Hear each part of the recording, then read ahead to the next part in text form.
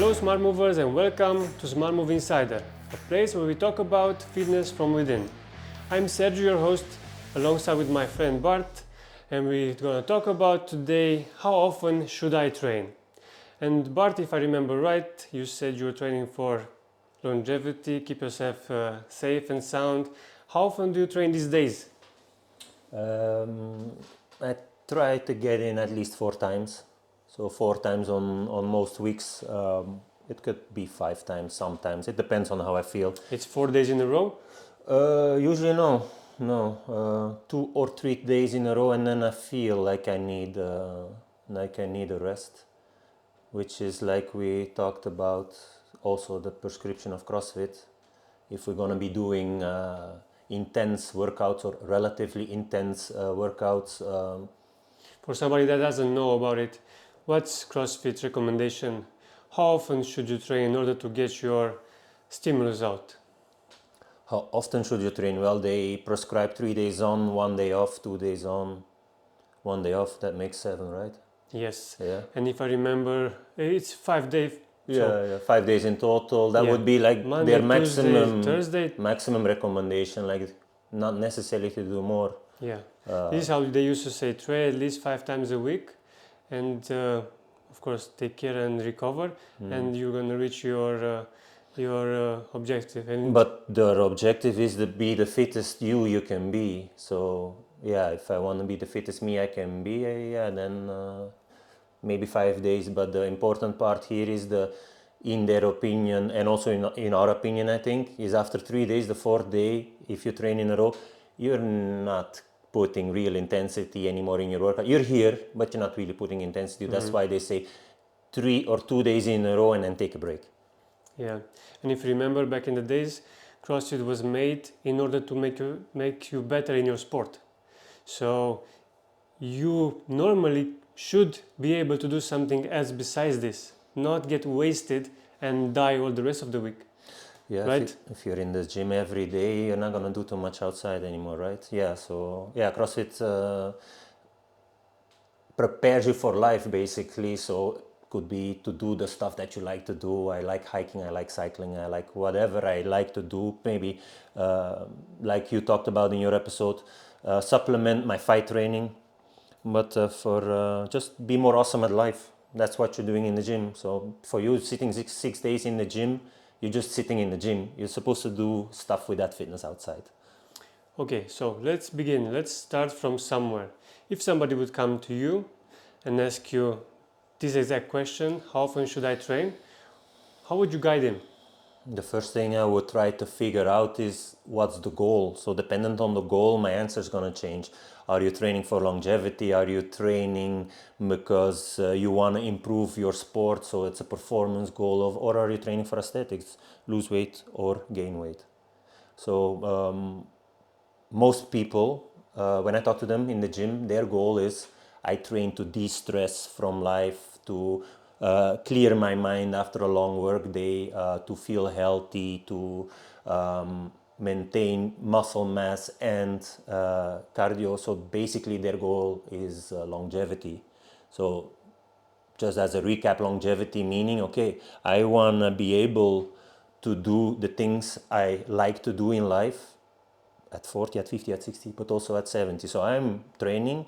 So at 70, I can still run behind the grandkids. I can still ride my bicycle. I can do the things I like to do. I can go on holiday and walk stairs in, I don't know, Barcelona, whatever. I'm training for that. So that's their goal. And I think eventually everybody will end up with that goal. It's just a matter of time. As a side note, I was listening to a podcast this week about a researcher, and his research specialty is performance, so physical performance and longevity. So the guy was talking about the usual stuff that, okay, for us to live a long and healthy life, we need to have a certain amount of muscle mass and we have to have a certain amount of cardio. And the interesting part was he gave as an example, okay, he started talking about VO2 max. So VO2 max is the maximum amount of oxygen that we can take up and then use. And he gave as an example why it's important to keep your cardio up, because I know a lot of people don't like cardio. they like lifting weights, but they don't like cardio so much. So as an example of why it's important, he would say, for example, if you do not train, after 40, 1% per year, the VO2 max will start going down. If you train and you maintain your cardio, you can hold on to, let's say, I'm maybe around 50 VO2 max. You can hold on for that VO2 max till you're 50, 60, and then eventually it still will go down no matter what you do. So as an example, he said, okay, why should I bother to keep my VO2 max as high as possible? Certain activities need a certain VO2 max. So just walking, 15 VO2 max. Getting off your chair, 14 VO2 max. Putting on your clothes, 13 VO2 max. Imagine, make the calculation. I don't do anything physical now at 40 and I just let it drop 1%, 1%, 1%. By the time I'm 70, I'm going to have a VO2 max of 20. So if I just said you need a VO2 max of 15 to just walk around, how do you think you're going to feel if your maximum VO2 max, your maximum cardio is 20 and I tell you to walk and that takes 15? How do you think you're going to feel? Very bad. It's going to feel like you're in a workout. So don't wait till later on. Maintain it now. If I can push my VO2 max up to a very nice high grade, by the time I'm 70, I'm not going to be at 20, I'm going to be at 40 or I'm going to be at 35. So I'm going to still be able to do all the things that will keep me independent. So I thought that, of course I knew it before, but because of this very specific example of it takes this much VO2 cardio to walk. So if you don't do anything, you're going to end up that walking becomes an effort and then people need to take care of you. Yes, you end up in the nursing home.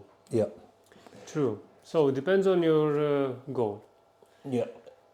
So 3 times a week is what I recommend most people, because if you have health goals and you just want to de-stress, I think with 3 times a week you can get in shape.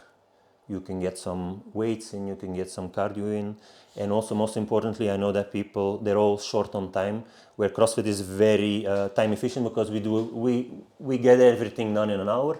So also when the main goal is I'm doing this for health and de-stressing, then 3 times a week will be enough to get results and still enough time to do other stuff during the week.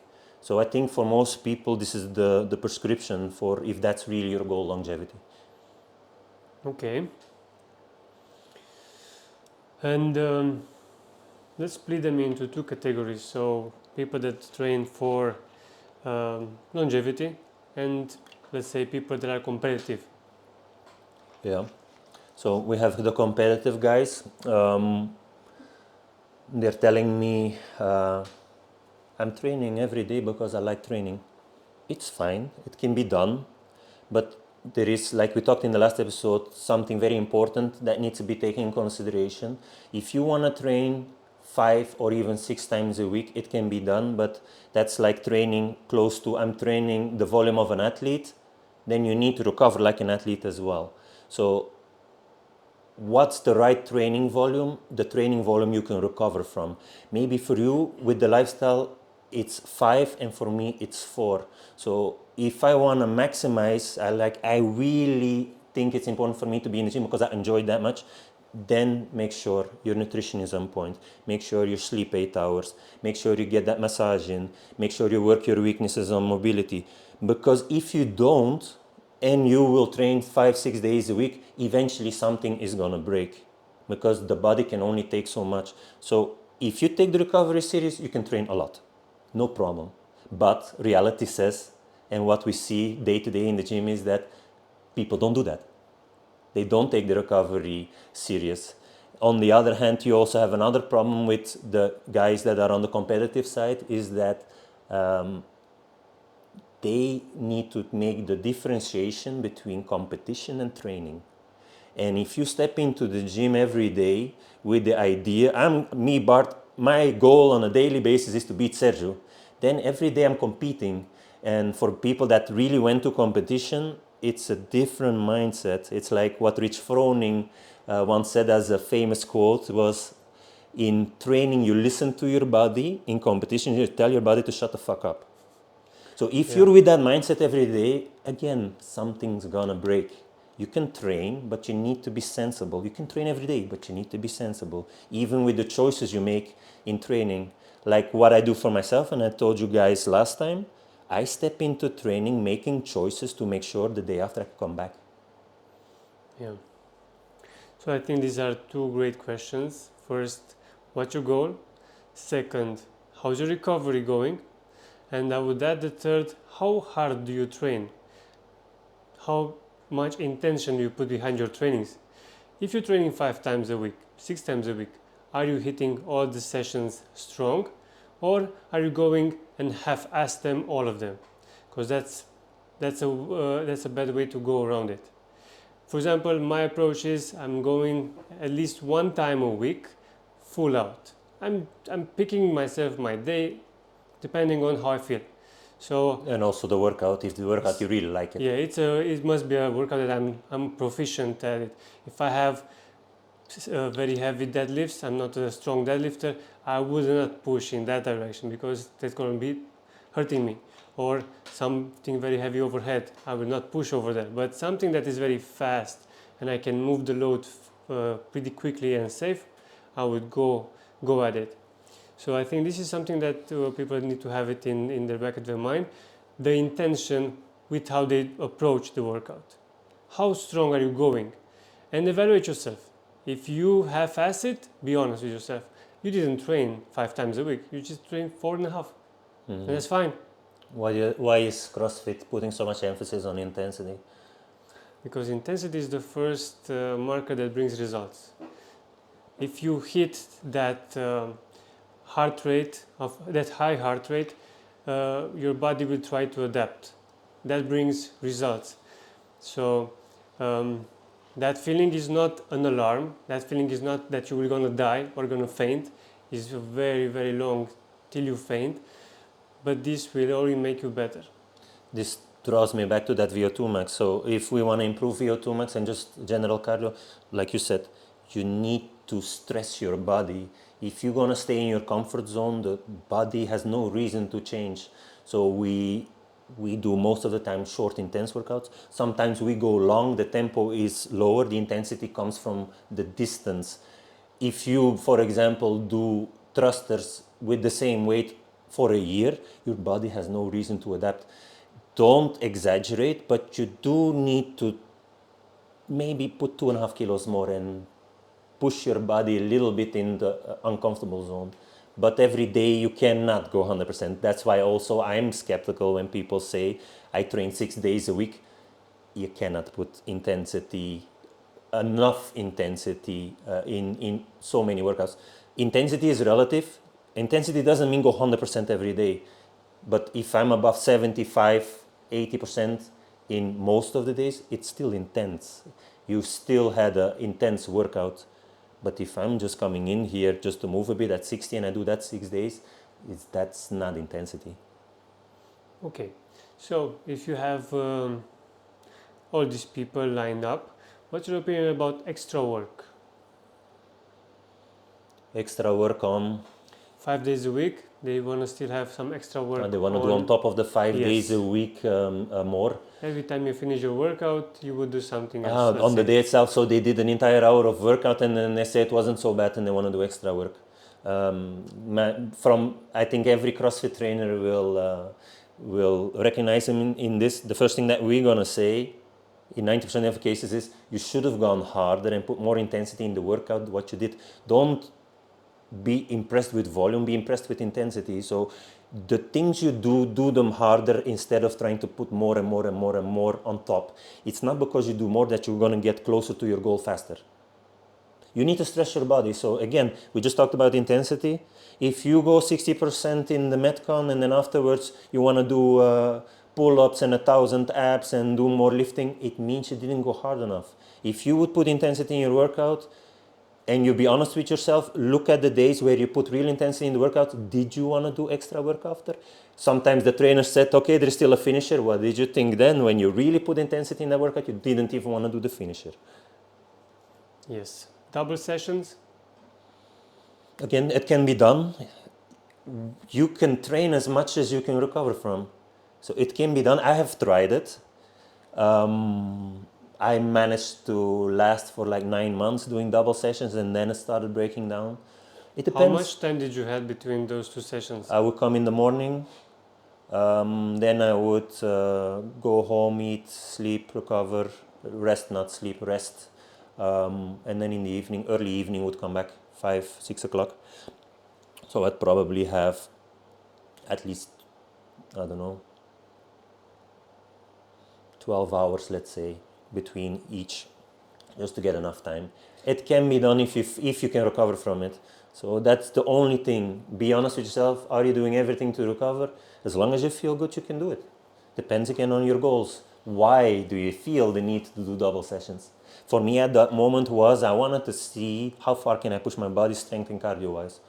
That was the goal of training back then. So if that's your goal of training, it can be done, but keep in mind, recover hard. Train hard, recover hard. And okay, let's say you have under control your recovery, you eat properly, and you sleep enough. Yeah. You have 5 trains a week and you want to improve certain weaknesses. Okay. What about working on your weaknesses after class? I think if you're already having 5 days a week and you're like training that hard, maybe you should think in the next period, my goal is to improve what's a weakness that would pop to mind. Pull-ups, I want to improve my pull-ups. horizontal push. Okay. So especially because we're making this podcast mainly for guiding people in class to have a better experience. And what I would do is imagine I want to improve my pull-ups. Okay, I've guided some people towards 5 minutes left and right before and after class. But another thing you can do is to use the class to work on your weaknesses. But then you need to get out of the mindset of I'm competing. No, you're not competing. We're training now. So you could use the class to work on your strict pull-ups.